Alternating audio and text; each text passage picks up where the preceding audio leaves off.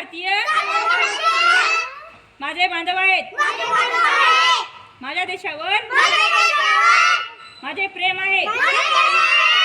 माझ्या देशातल्या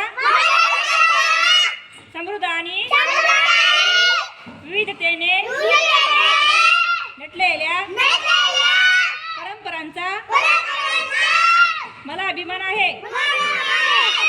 त्या परंपरांचा पाईक होण्याची पात्रता माझ्या अंगी यावी म्हणून मी सदैव प्रयत्न करीन. मी माझ्या पालकांचा, गुरुजनांचा